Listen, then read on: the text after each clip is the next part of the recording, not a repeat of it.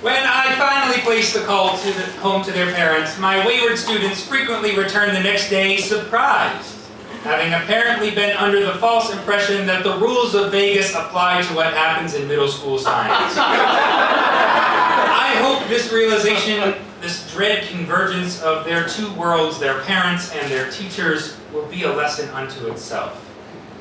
That as adults, they will expect Las Vegas to treat them no differently than I have.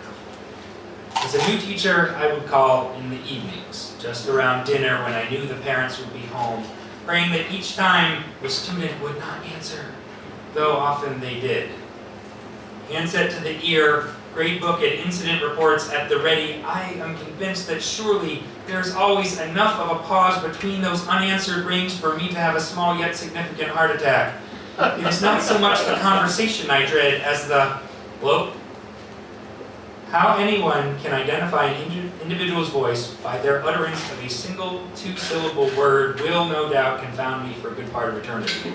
I live in fear of the awkward humiliation, mistaking a child's voice for the parent's, or worse yet, asking the parent himself if I could please speak with their mother.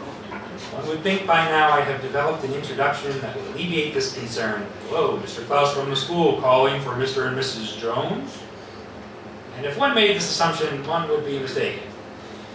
Among the parents, responses vary, from apologetic to indignant, assurances of change, blame, denial, apathy, occasional tears, and cursing. Like their children, they have grown to expect communication to be limited to newsletters, permission slips, and report cards. Once a year, parent conferences, they have paid their dues. They do not wish for this invasion, this reminder that their child is flawed. I've learned to take it in stride, choose my words wisely, say only the factual, be specific but not wordy, let the parent make the sarcastic remarks. Responses to harsh words, hopeful and sufficiently vague. The more I say, the more I may have to defend later.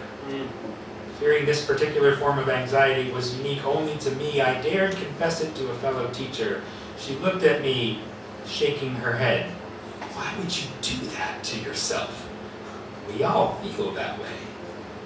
Now I place my calls to empty homes, as she does, right after school. When the parents are at work, and deluded children are still riding the bus home from Vegas.